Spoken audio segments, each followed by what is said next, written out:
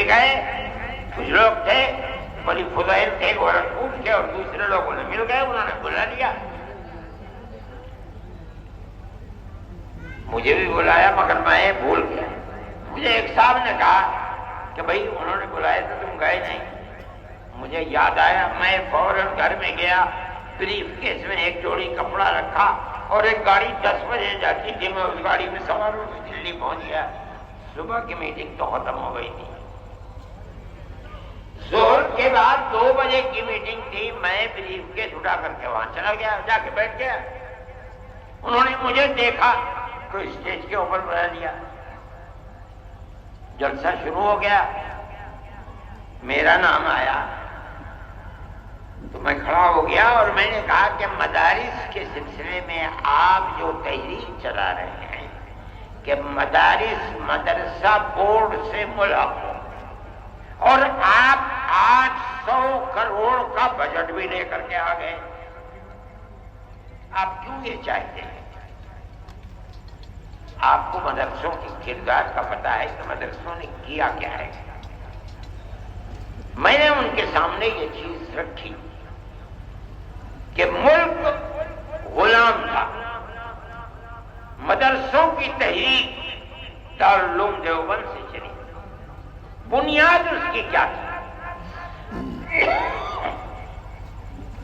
آپ سے وہ 2 پیسے نہیں چاہتے،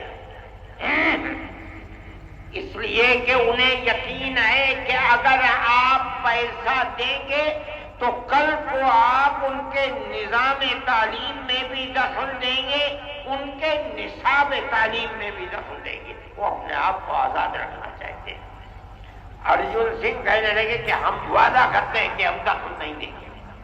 میں نے کہا میں نہیں کہتا ہوں کہ آپ جھوٹ بول رہے ہیں، بالکل سچ بول رہے ہیں، لیکن آپ میری ایک بات کا جواب دیں، ابھی الیکشن کے اندر 2 سال باقی ہیں، 3 سال گزر چکے، اقتدار کی کرسی پر آپ بیٹھے ہیں، آپ کہہ رہے ہیں کہ ہم دخل نہیں دیں گے، کیا آپ مجھے گارنٹی دے سکتے ہیں کہ 2 سال کے بعد جو اگلا الیکشن ہوگا آپ ہی جیت کر آئیں گے؟ پہلے نہیں گارنٹی نہیں دے سکتے۔ میں نے کہا صحیح کہتے ہیں، آپ تو 2 سال کی بھی گارنٹی نہیں دے سکتے، اور میں مدرسے کا آدمی ہوں، میں اپنے دل کے اندر یہ ارمان رکھتا ہوں کہ اگر اللہ نے مجھے قیامت تک کی زندگی دی تو میں قیامت تک مدرسے کو زندہ رکھوں گا، میرا آپ سے کیسے ساتھ ہو سکتا ہے؟ اس لیے میں جمعیت علماء کے پلیٹ فارم سے کہتا ہوں، ہم کل بھی مخالف تھے گورنمنٹ کی مدد کے، آج بھی مخالف ہیں، اور جب تک زندہ رہیں گے مخالفت کرتے رہیں گے۔ ہمیں آپ کی کیا ضرورت ہے؟ مدرسہ ہماری دنیا نہیں ہے، ہمارا دین ہے۔ جس طرح مسجد ہمارا دین ہے، اسی طرح مدرسہ بھی ہمارا دین ہے۔ اگر مسجد میں نماز پڑھی جاتی ہے، مدرسے میں نماز پڑھنا سکھلایا جاتا ہے۔ اگر مسجد میں قرآن پڑھا جاتا ہے، مدرسے میں قرآن پڑھنا سکھلایا جاتا ہے۔ دونوں ایک چیزیں ہیں۔ جب ہم مسجد میں آپ سے کوئی مدد نہیں لیتے، ہم مدرسے میں کیوں آپ سے مدد لیتے؟ ہم نہیں آپ سے مدد لینا چاہتے۔ میں نے یہ بات کہی، میرے آدمی تھے وہاں بہت، لیکن صبح سے جو سن رہے تھے سب خاموش بیٹھے ہوئے تھے۔ میرے بعد ایک اور صاحب کھڑے ہوئے، پہلے تو انہوں نے یہ کہا کہ آپ نے مجھے وقت دیا اور ارشد کے بعد وقت دے دیا۔ میں نے کہا آپ مطمئن ہیں، آپ نے میری بات سنی ہے، میں آپ کی بات سنوں گا، کوئی میں نقد نہیں کروں گا۔ میرے اندر یہ ہمت ہے۔ انہوں نے بولنا شروع کیا، تھوڑی دیر کے بعد جیسے انہوں نے کہا کہ مدرسوں نے اپنے کردار کو ختم کر دیا، بس وہ 10 سارے لوگ کھڑے ہو گئے اور نکالو اور مارو اور بنا دے۔ میں نے سہیل صدیقی کے اوپر ہاتھ رکھا، میں نے کہا بھائی جب میں جا رہا ہوں، پکڑ لیا مجھے، خدا کے لیے مت جاؤ، اس مجمع کو قابو نہیں کر پائیں گے۔ میں نے انہیں سمجھایا، ہوں بیٹھ گئے۔ میں یہ بات کہتا ہوں کہ گورنمنٹ کی طرف سے کوئی بھی ایسی بات جو مدرسے اور مسجدوں کے اوپر کوئی زنجیر باندھنے کی چیز ہے، کیوں ہو رہا ہے؟ مدرسوں نے تو اس ملک کی آزادی کے لیے سب سے پہلی آواز مدرسوں نے اٹھائی ہے۔ وہ مسجد جس کو انگریز نے مکمل تباہ کر دیا، اکبری مسجد، کیا ہوا تھا وہاں؟ غلامی کی زنجیر کو توڑنے کی تحریک وہاں سے چلی۔ آج بھی اگر زمین کو کھودو گے ایڈورڈ پارک کی تو وہاں سے وہ ان کی دیواریں مل جائیں گی۔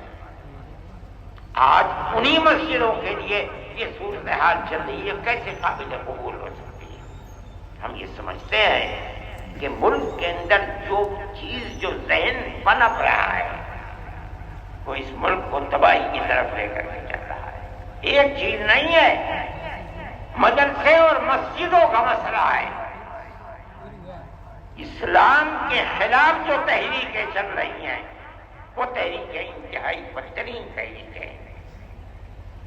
سب سے پہلا مسئلہ ہے طلاق، ہم اس کے اوپر خاموش رہے، ہم گورنمنٹ پہ کے مقابلے میں نہیں آئے۔ ہم نے یہ سوچا کہ یہ چیز ہے، چلو جس کے دل کے اندر ایمان ہے وہ اسلام کے قانون پر عمل کرے گا، جو کورٹ میں جائے گا کورٹ اس کے لیے فیصلہ کرے گا۔ لیکن اس کے بعد اسلام کے نظام کو درہم برہم کرنے کے لیے آگے آ گئے۔ اتراکھنڈ کے اندر یہی صورتحال چل پڑی۔ پھر چلیے اتراکھنڈ کے اندر چل رہی تھی، مرکزی گورنمنٹ نے اس کے سلسلے میں تمام ادیان کو ملا کر کے ایک نیا دین بنانے کی بات کو شروع کر دیا۔ ہم اس کے مخالف تھے۔